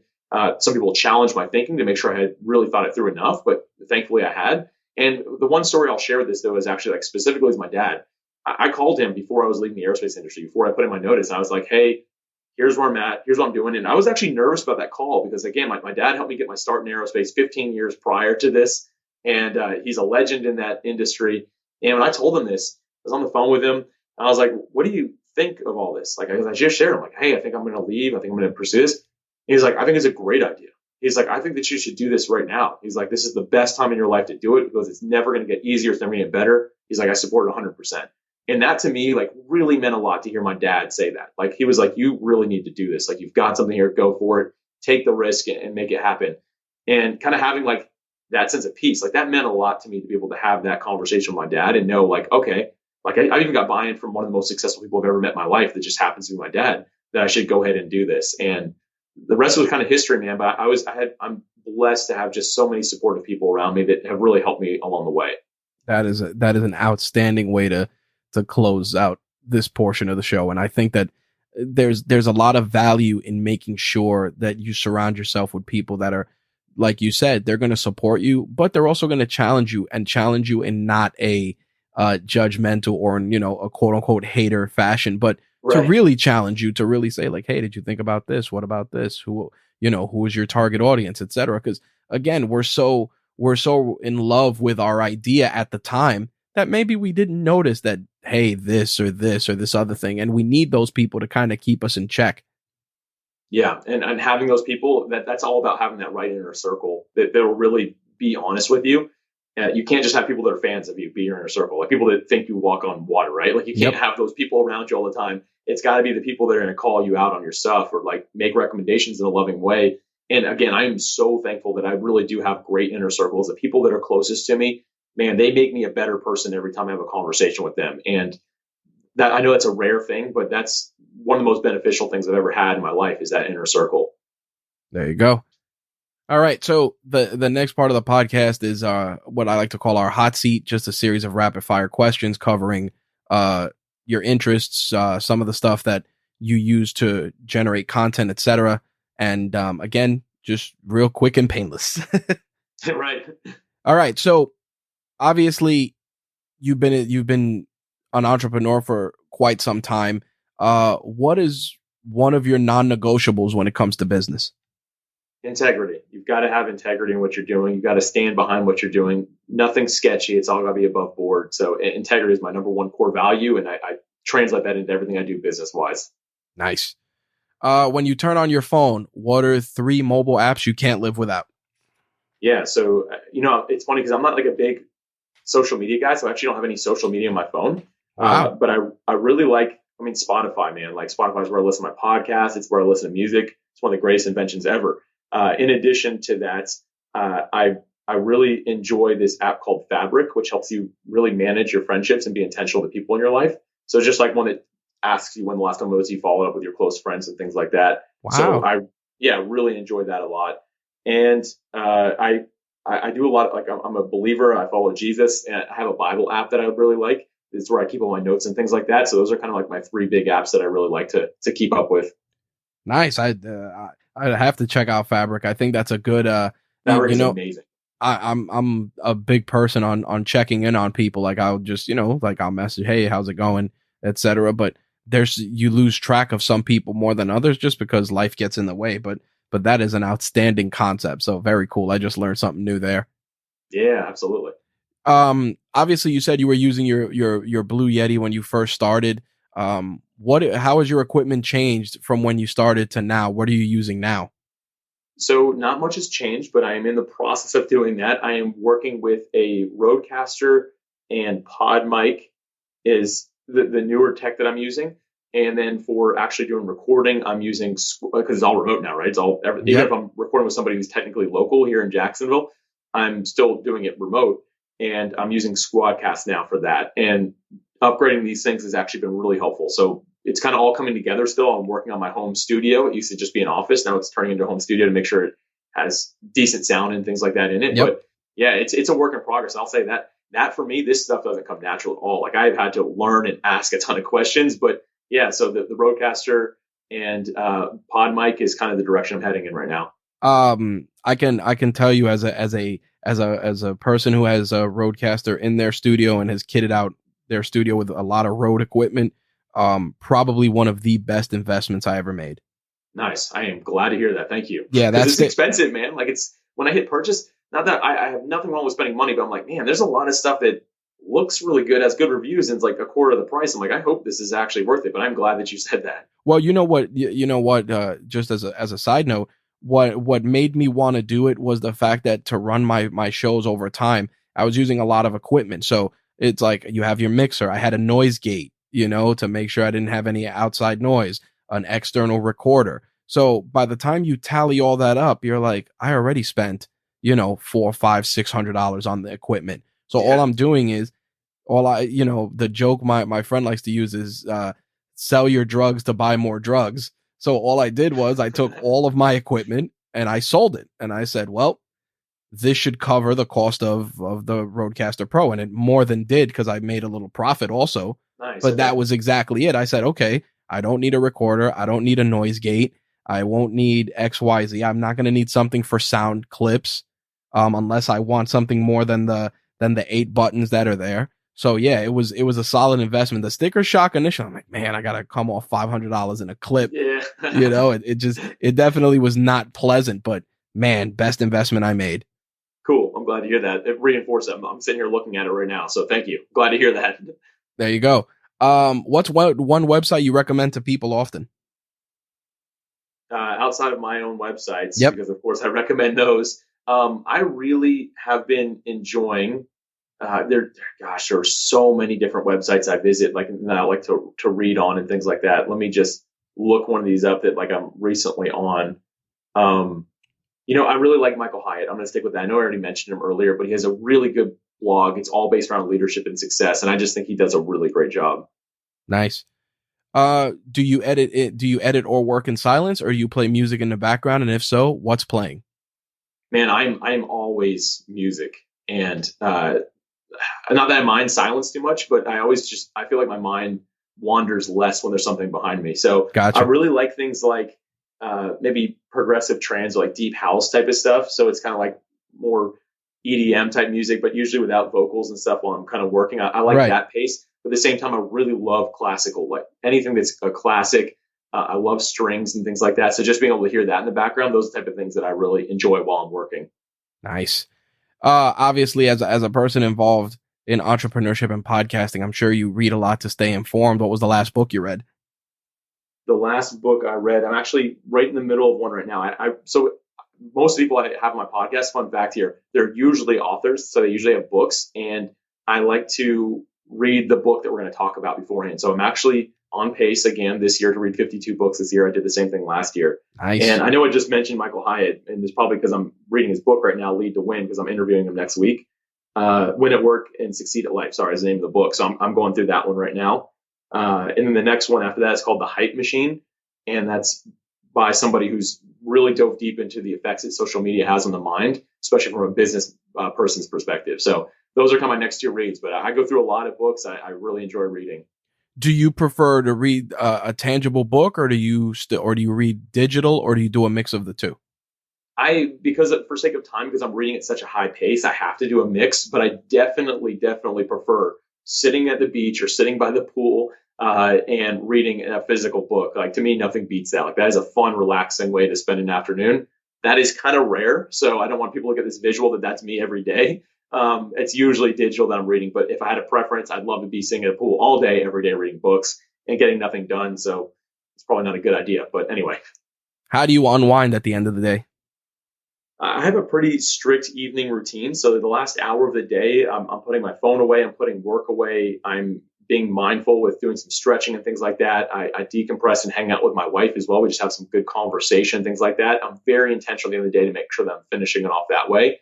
And it's very relaxing. Helps me really get in the right mindset to go to sleep and wake up and kind of tackle the next day. What's something you purchased recently that's less than $100 that made your life easier or just more enjoyable? Less than $100 that did that, huh? You know, I'm not a minimalist, but I barely ever buy anything. I'm looking to see what help with that. You know, I'm just going to stick with the kind of the studio that I'm building on. I bought some LED lights that are like, they're cheap. They were under $100, but they're like game changers, man. Like, they make the room look like a studio, which is awesome. So that's something that's making my life easier instead of having to mess around with moving lighting around. Like, one of these LEDs, I have 2 of them, but even one of them makes a huge difference. Nice. That's it. That's always one of those things that I always tell people, especially now that we got to do more stuff on camera. I'm like, listen, as much as I hate to admit it, lighting matters. Yeah. And at first I was moving like these little lights around every time. I'm like, man, this is such a pain. I got one LED, turned it on. I was like, oh my gosh, like, this is a game changer. So it made my life a lot easier. I no longer have to move anything around. It saves me about 5 minutes every time I'm going to record. So that's nice. Obviously, you know, we talked about toys a little earlier with your G.I. Joe collection. Was that your favorite toy growing up, or what was your favorite toy growing up? Yeah, it was definitely G.I. Joe. As a matter of fact, I told you I sold all of them. That wasn't entirely true. I kept one. There was one, I believe the name of it was Shockwave, and it's this like SWAT trooper guy. And for whatever reason, I've just always kept that one. I'm not one, again, to have a lot of stuff, but it's literally sitting on a shelf right next to me, next to a little Yoda toy. My second love, if you will, was Star Wars, and I didn't have as many of the action figures or anything like that because the GI Joes were built so much better. Right. But I love the movies and always like imagination land, like playing with lightsabers with friends growing up. Like, if you throw a lightsaber at me right now, I'd still know what to do with it. Let's put it that way. So. So it's funny now, you know, obviously with the change in things and how we consume entertainment, we're not going to the movies anymore because obviously theaters aren't open. But what was the last movie you watched? In theaters, the last one? No, last movie you watched recently. Yeah. Oh man, that's a great question. What did I recently watch? You know what? Actually, this is funny. I watched 3 nights ago, or last weekend. Sorry, it was a full week ago at this point. I watched Shrek, the first one. I hadn't seen it in probably. Yeah, I don't know if you know this, but that movie came out 20 years ago. Like, This year makes 20 years. And I hadn't seen it in probably 15 years or more than that even. So it was a fun, enjoyable watch, just me and my wife hanging out, and I laughed a lot. So that was the last movie I consumed. Yeah, Shrek.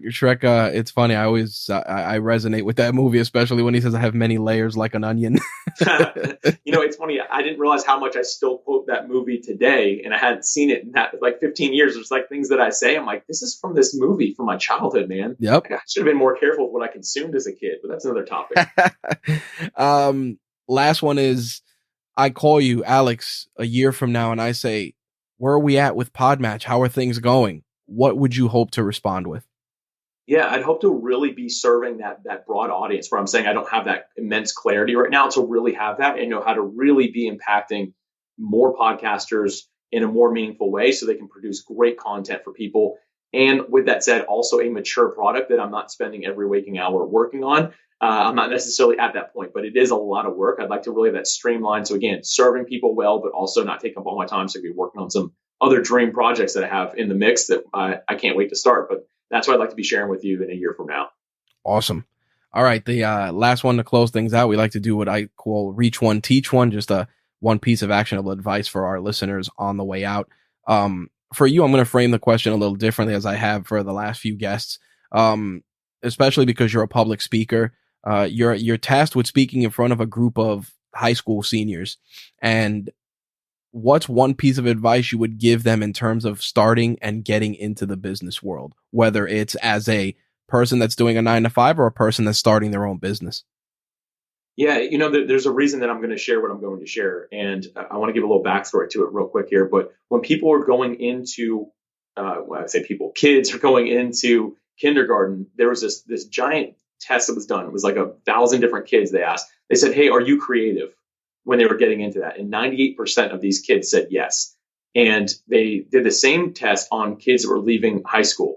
They asked 1,000 of them, hey, do you think you're creative? And only 2% of them said yes. Wow. And here's the thing. I realized that people that actually change the world, whether in a corporate job or if they're actually being an entrepreneur, are the ones that are the most creative, the ones that can come up with creative solutions and ideas. So what I want to tell to somebody, if, hey, I'm talking to a group of seniors, they need to begin flexing that creative muscle, because it really is a muscle in the system that we have for schooling. Not saying it's wrong or anything like that, but it's not built in a way to flex your creative muscles. It's more so you can follow a system. And when you follow a system, like you said earlier, Rich, like we become a bit of a cog. Not that there's anything wrong with it, but if you want to change the world, you have to be creative and figure out how to solve people's problems that way. So if I was talking to a group of high school students about to graduate, I would tell them, start flexing that muscle every single day by writing down just one idea, super random. Think of a problem you've seen in the world, write down an idea to change that problem. Don't even take action on it. Just write it down and think about it, and do your best to continue to flex that creative muscle to build that back up so you can say, I am creative. And when you feel that you hit that point, start serving the world with it, solve people's problems in creative ways. And I believe that's how you really make a name for yourself. Man, that is one hell of a way to close things out. Alex, thank you so much for taking the time to share the toys and tech of your trade. Just one last time, let our listeners know where they can find you and keep up with your work. For sure. Rich, first off, this was an honor to be on the show, man. I had a blast today. Can't wait to share this with everybody that I know, because this was just a really good conversation. You're a fantastic host. If anyone's interested in finding out more about me, you can just go to creatingabrand.com. That's where I do everything. That's where my podcast is at. You'll see links to PodMatch. Everything that you need is there. But I really think that what Rich is doing here is a great place to hang out. So again, honored to be here with you today. I appreciate it. Just a quick side note for those of you that are looking for a way to get guests for your show. I cannot endorse PodMatch enough. Alex put a lot of work into it. He pitched me personally to check out PodMatch. I'm glad I did. Keep it in my toolkit. And I'm just glad to be able to share his story with all of you. Alex, once again, thank you so much. Yeah, thanks, Rich. What an awesome conversation with Alex. I'm really glad that we finally got to sit down and chop it up for an episode of Toys and Tech of the Trade. And as I said during our conversation, I'll reiterate it once again. If you are looking for a way to get guests for your podcast and don't want to go through the constant exchange of DMs and emails and gatekeepers, PodMatch is a great service. I feel that it is on the come up with a few other services in terms of being really beneficial for podcasters. Alex is super approachable. Whether you message him on LinkedIn, reach out to him through PodMatch, or email him, he's always ready to answer questions and really help you walk through the service with just a really great can-do and personable attitude. Alex, when he's not on LinkedIn or doing his podcast, you can find him on Clubhouse if you're on the Clubhouse app. Give him a follow there. He's always in a podcasting room, sharpening his toolkit, showing off PodMatch, trying to really do it in a non-salesy, spammy sort of way. And I think that that's incredibly refreshing. As a podcaster that's been doing this for a long time, I like the stuff that really sells itself. It just makes it so much easier that you don't have like, oh, take my course and do this and watch 8 videos and all this other stuff to really get the gist of a particular platform or service. PodMatch was easy, signed up. Within minutes, I was set up for the podcast, and then a few days later, I set myself up as a guest. And again, super easy. And best of all, a lot of the leads that we got, especially when I initially signed up, were people that I would genuinely be interested in talking to. I've booked a few already, which you'll be hearing in the coming months, and a couple of other people, they just weren't a good fit for one reason or another. But again, very easy process, takes a lot of the heavy lifting out of booking guests. And when you're a podcaster, and I say this often, you are not only a hype man, a producer, an on-air talent, an audio editor, a guest booker, a social media manager. You are a person of many hats when it comes to building a podcast. And I'm a big proponent of work smarter, not harder. And, you know, if you can automate things or take some of that heavy lifting off your plate and put it towards a service or put it towards software or whatever it is that'll help you just focus on your podcast, on the content, on what brings people to your platform, I just can't endorse it enough. I mean, services like PodMatch, things like Auphonic to level out your audio, or Hindenburg Journalist, which is easy for podcast editing, which I use. Whatever it is that you're into, make sure that 80% of your efforts are focused on what you really want to focus on. If you're not great at editing, you know, do what you can until you can find someone who can help, or until you can hire someone that you can offload that. Too many times I've seen so many amazing podcasts killed because of not enough free time, or the person just didn't want to be stuck editing, or the person just had trouble getting traction, or the person didn't have someone to tell them, like, hey, it's okay that you got 10 downloads this week. It's okay if you got 15 downloads. It's fine. A lot of the stuff that kills podcasts is stuff that, number one, can be easily avoided, but number two, sometimes people just need a peer or someone in their circle to help them out. That's why I try to join podcast groups, this Clubhouse platform, now that it's really taking off on iOS. You know, I go in there, I try to help who I can and bring whatever value I can to the conversation. I've been doing this a long time. I've learned a lot, and I'm still learning. I mean, with, you know, now 16 years of podcasting under my belt, I can tell you that I'm still learning every day. And there's a lot of things I can work on, but there's things that I've found ways to automate, outsource, and just take off my plate so that I can focus on the Rageworks brand, whether it's the website or our YouTube channel, which I've been doing a lot more videos for, or even the podcast network itself. I mean, don't let some of these little things become obstacles for getting your project off the ground, whether it's a podcast or a business. Find ways around it, focus on the stuff that you're really good at, and then find ways to either outsource or get help for the stuff you're not good at. Just don't be afraid to ask for help. There's plenty of people, whether they're in your orbit or even on the internet, that are just ready to assist and help. I mean, there's countless people that I've talked to maybe once or twice that I've helped, and occasionally I'll see them on Facebook or on Instagram, and I'll message them, hey, did you start your show? How's it going? Etc. Just to see. And part of it is because I didn't have that type of accountability when I was on the come up back in 2006. I mean, Kevin from VGN and those guys were super supportive when I started, but outside of that, it was just me and a microphone and my thoughts. And I just wanted to share that in addition to this conversation, because I think so many people, especially with the pandemic, are just trapped in their homes, trapped inside their own heads, and they have these amazing ideas, whether it's a podcast or a YouTube channel or a blog, that they always get stuck in, you know, it's my cliched phrase at this point, paralysis analysis, where they're just analyzing all these different variables, and when they're done analyzing, they've accomplished nothing. Don't fall into that trap, folks.